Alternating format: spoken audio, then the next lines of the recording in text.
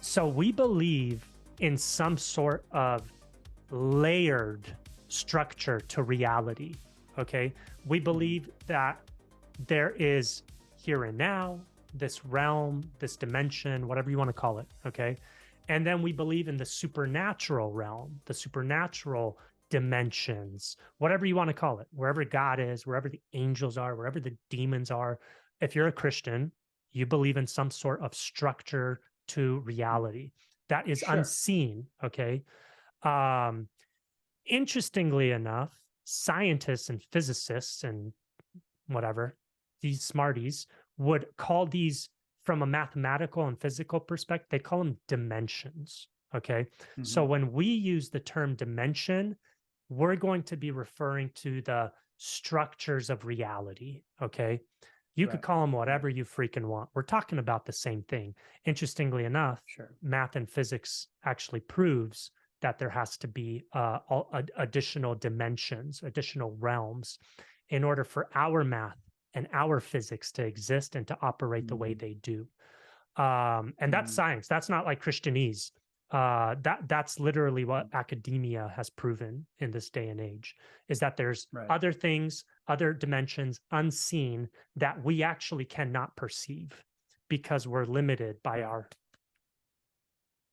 eyes, arms, flesh. And just to correlate, like dimension, realm, heavens, right? You're talking about all the same, just different terminology. So yeah, okay, just to clarify. Same concept, different words, okay? Because people 3,000 years ago, 2,000 years ago, when writing the books of the Bible, did not have the term dimension. What they did use was the term heavens, plural. Paul says, I knew a guy who was taken up to the third heaven. Okay. Go see how many times the word heavens, plural, is used in the Bible. It's actually pretty crazy. It's all over the place. All over, bro. And so that's what I mean by the word dimension. So bear with me. Okay. So it's hard for me to, and I struggle with this, when things like this are described in the Bible, where he's like, hey, Lucifer, on the day that I created you, I gave you onyx, topaz, lapis, lazuli, all ordained in gold. They were made for you when I put you in Eden, or the day you were created. In my mind, I'm like, are there stones in other dimensions? Like the fourth dimension, just mathematically, the fourth dimension is not physical, or the fifth dimension, because people will say the fourth dimension is time. Okay. And they'll say that third and fourth dimensions are referred to as time and space because they're interlinked. There can't be matter, there can't be space, which is our dimension, the third, without time, because there has to be a forward and back, a beginning and end to matter. It's not eternal. Okay. So anything outside of time, anything in the fifth dimension and higher, Mordecai is eternal, which is what the Bible says. Right. So is there a need for, so let's say the fifth dimension is the next dimension, right? Fourth is time. So the fifth dimension is the next one. That's like a physical one. Maybe, I don't know if it is physical. Maybe it's a vibration dimension. Maybe it's an energy dimension. Maybe we don't know. We don't know what that dimension would look like, right? Maybe it's a consciousness dimension where there is no physical. It's just thought. It's just, what are thoughts? Like, we don't know what thoughts are. Okay. What are ideas? What are dreams? We don't know what any of those things are. Maybe it's just that. All that to say, we don't know. But are there rocks? You know what I mean? We're stuck on the rocks. You know We're what I mean? stuck on the stones. Okay, so hold on. Rocks are here. Rocks are in this dimension. Okay. Right. But are there rocks in the other dimensions? I don't know. I actually don't think so.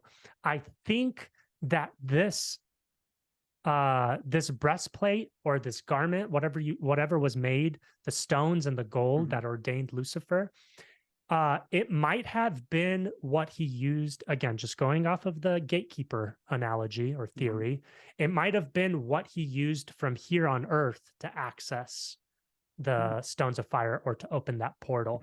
What it looks like physically in the other realm, I don't know. I don't know. I actually don't know. I don't know what that would be. I don't know if it disintegrates. I don't know if it just becomes waves and particles and it only amasses. Maybe they can hold the essence. Maybe it's the essence of the stone that they hold, you know, like like whatever the stone represents, the, you know, I don't know, but it's kind of cool. But it doesn't, cool. It just, yeah, it's confusing though, because it's like he had this stuff, but he's in a different realm.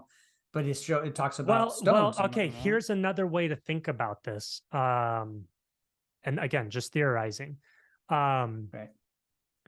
These are visions that Ezekiel has. These are visions Isaiah has. These are visions that John have of these other realms. How else would they be able to perceive or understand if God doesn't make it appear in terms that they would have experienced here on earth?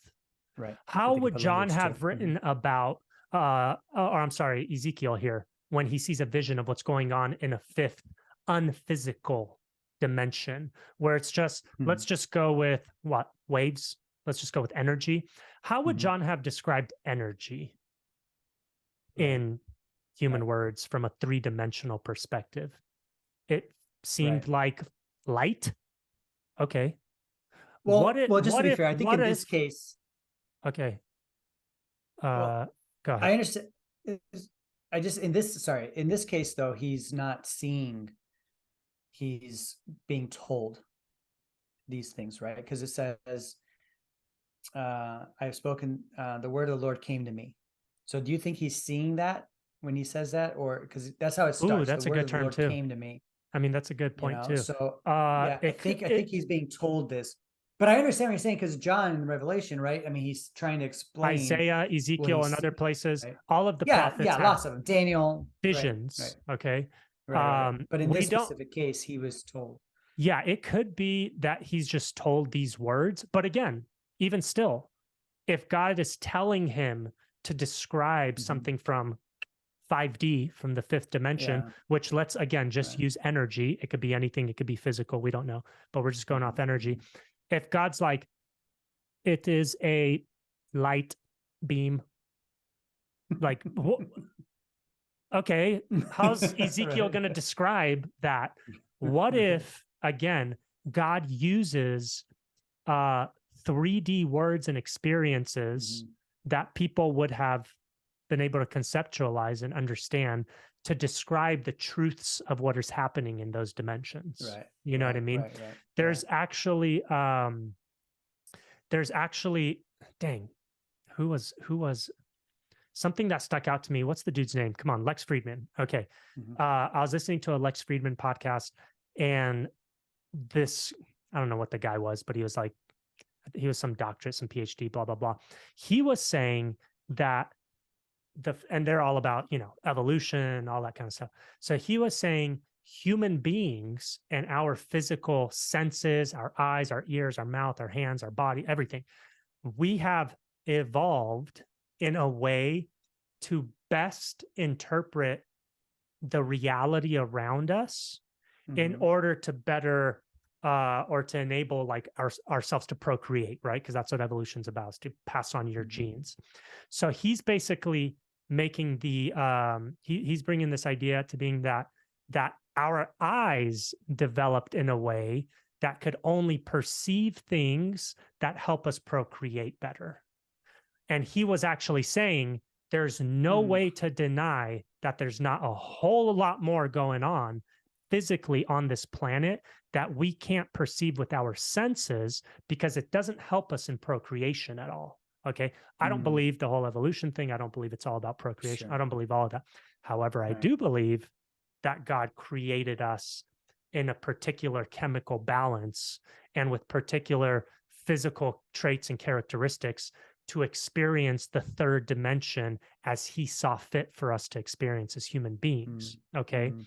And so with that, we don't see all the light spectrum. We don't hear all the wave spectrums, right? We know this. We know this. Yeah. Sure. And so in that same way of thinking, and I only brought up that guy not to endorse him, but because it kind of helped me like, oh shoot, even from like a naturalistic, like non-spiritual perspective, from an evolutionary perspective, even these guys are like, oh, there's a lot more going on, but we just don't have the capacities to register those events, right? Or those waves or whatever. So maybe God uses the chemical and physical balance that he created for us. Maybe he uses those same traits to reveal to us things from there that they're not really like that, but it's the only way that we would be able to perceive them, you know what I mean? And to comprehend them. So he limits himself, and he limits those dimensions for our understanding, you know? So I don't think that there might have really been rocks that Lucifer wore in the fifth dimension. I don't know what it looks like up there, but the way that Ezekiel understood the concept of his splendor and beauty was by God describing the gold and the rocks and the adornment of his garments and how spectacular they were, you know? So the message and the truth is connoted to Ezekiel, even though physically those things didn't really need to exist. So listen, that's just me thinking. I don't know. It could be. There could be rocks up there. You know, it could physically be exactly what's described. But that's just me thinking out loud. And it's something I said I struggle with and I think about, you know. It's okay. It's okay to struggle and think about this stuff. Like, we don't have to have all the answers. It's fun. Well, you know, it's also, it keeps our mind, you know, focused right on how big God is and how little we understand, right? And what's awaiting for us, you know, how exciting is that to like be able to, I mean, I'm so excited as a believer, right? To be able to know like my future holds all these mysteries. Like I get to experience and understand all this stuff. Well, I hope at least a lot of it, at least a lot more than I know now. And how cool is that? Like I got so much to look forward to, right? Like it's really exciting. We don't just die. Yeah. We live forever, man. This is so cool. Let me give you two examples where God doesn't diminish the realms in order to express himself. Okay. Pull up Ezekiel 1. I like it.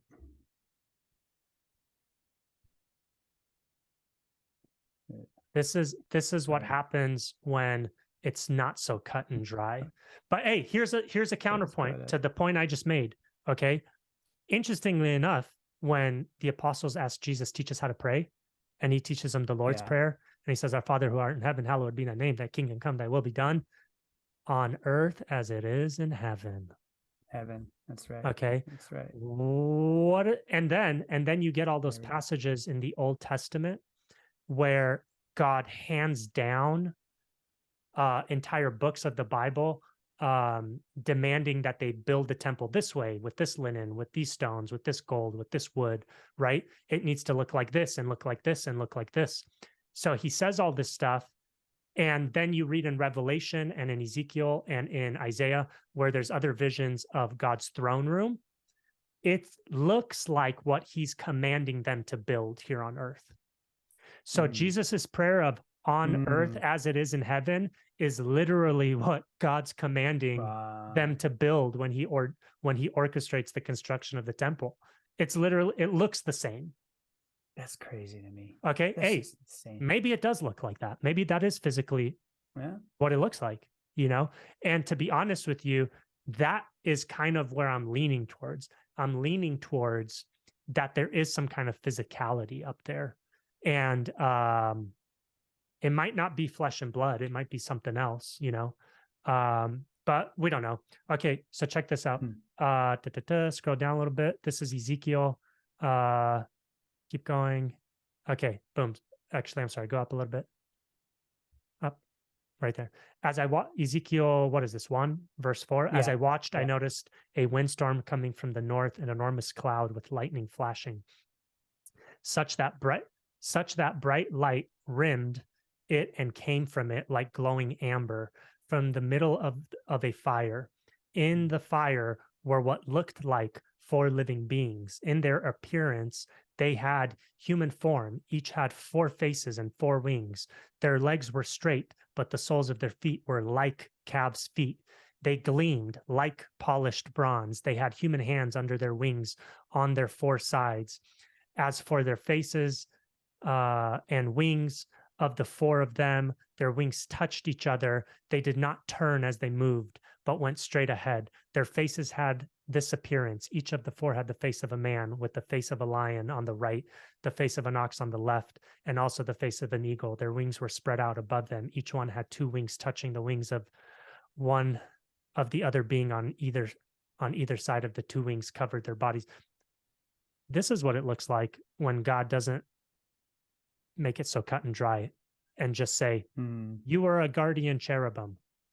This is what it looks like when somebody tries describing the cherubim, not just in human form, because there's other angels that appear and it's just a dude. And he's like, hey, leave your cell, or standing on top of the tomb after Jesus was raised. And it's just, it's an angel. Crazy. You know, they have physical form and they look like humans, right? This is what angels appear like when God doesn't minimize them for us to comprehend. Okay. Go to Revelation 21. So cool. Yeah. So that's kind of where my mind's at on this topic. Is sometime God allows it to be simple for us to comprehend. Sometimes he doesn't minimize it, so that you're just like, what? It's way more glorious than you thought, right? Okay, absolutely. Here's another example, Revelation 21. Then I saw a new heaven and a new earth, for the first heaven and earth had ceased to exist, and the sea existed no more. And I saw the holy city, the new Jerusalem, descending out of heaven from God, made ready like a bride adorned for her husband. And I heard a loud voice from the throne saying, look, the residence of God is amongst human beings. He will live amongst them, and they will be his people, and God himself will be with them. He will wipe away every tear from their eye. Death will not exist anymore. No mourning, nor crying, no pain, nor former things have ceased to exist. And one seated on the throne said, look, I am making all things new. Keep going. Let me see. Let me get to the part. Scroll down a little bit more. Scroll down. Okay, stop. Verse 9. Then one of the 7 angels who had the 7 bowls full of the 7 final plagues came and spoke to me, saying, come, I will show you the bride, the wife of the Lamb. So he took me in the spirit to a where'd it go? Saying, come, I'll show you that. Sorry. In the spirit to a huge, majestic mountain, and showed me the holy city, Jerusalem, descending out of heaven to God. The city possessed the glory of God. Its brilliance is like precious jewels, like a stone of crystal, clear jasper. It has a massive high wall with 12 gates, with 12 angels at the gates, and the names of the 12 tribes of the nation of Israel are written on the gates. There are 3 gates. Keep going down a little bit. There are 3 gates on the east, 3 gates on the north, 3 gates on the south, 3 gates on the west. The wall of the city has 12 foundations. On them is the 12 names of the 12 apostles. The angel who spoke to me had a golden measuring rod with which he measured the city and its foundation stones and walls. Now the city is laid out as a square. Its length and width are the same. He measured the city and with the measuring rod at 1,400 miles. Its length and width and height are equal. As for the wall, it measured 144 cubits according to human measurement, which is also the angels. What? It's crazy. You think God couldn't have just let John just see like a new skyscraper city, like a new building on the ground. No, he doesn't make it so easy for him. He actually shows him what it's really going to be or really going to look like.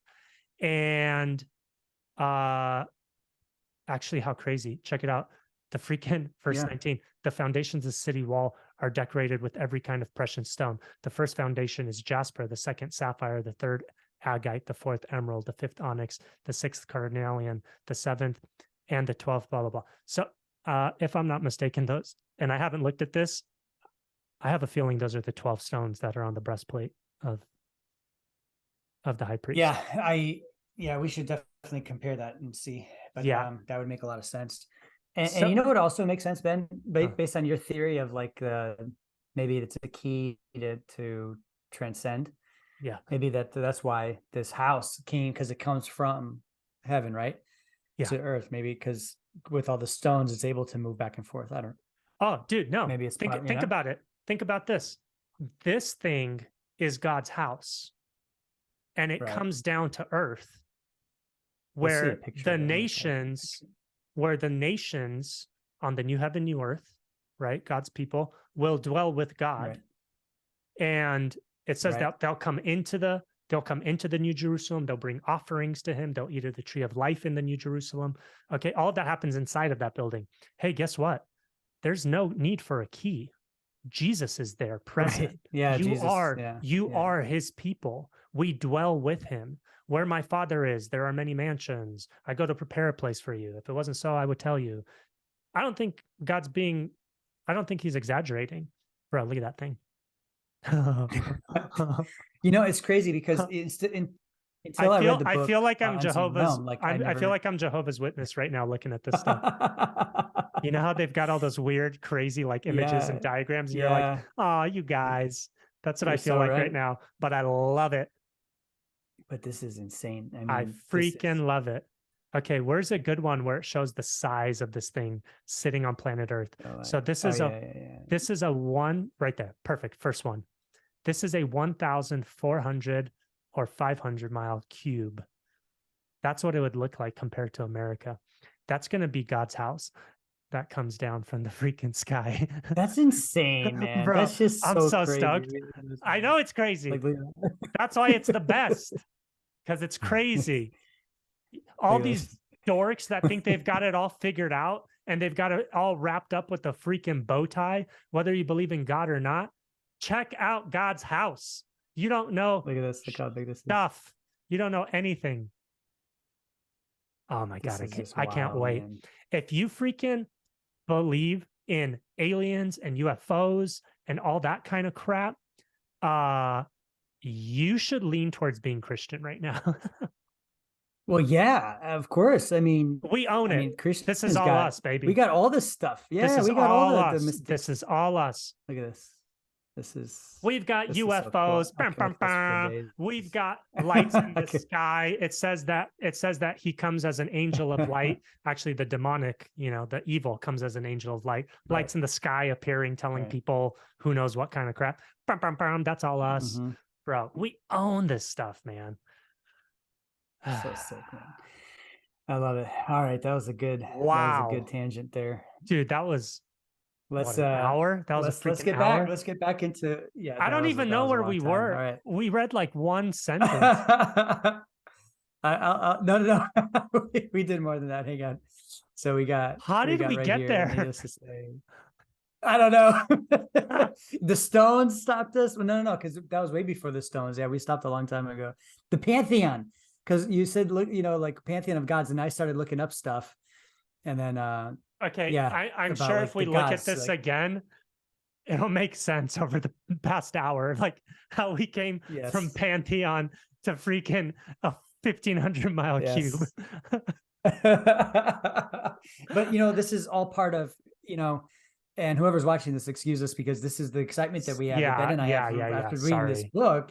It like opens your mind to like all these different things and possibilities and and then you're like, oh, this is what he's talking about, and then and you find and then you just Google it and you find a cube. When Ben first told me this, and I thought he was crazy. I was like, what are you talking about, dude? I still think I'm crazy. You sent me Well, we all are a little bit, but Yeah. like you sent me this cube thing. I'm like, what are you talking about? And then you sent me the scripture. I'm like, what have I've read Okay, this my whole life. Like, how do I dude, not? Oh, dude. exactly. And that's what this book is going to do over and over and over Yeah. again. It's going to make this Yeah. claim where you're like, bro, what is this guy smoking? And then he's going to give you all of the scripture that backs it up. And you're like, I Fair. wasn't taught this in school or at church or at. And then the next thing I do is I go and I try to attempt to talk to somebody about it, and I totally muff it up, you know? Yeah. Yeah. Like I'm like so bad. I'm like, oh, Yeah. just read the freaking book. Yeah, exactly. And Just so get the book. then the very next logical step to do is to start a podcast on the topic and try to explain it to thousands of people. You know, that Well, makes we're sense. here now. No backtracking. Now That we're makes here. sense. Let's just dive right back into it, man. Let's go.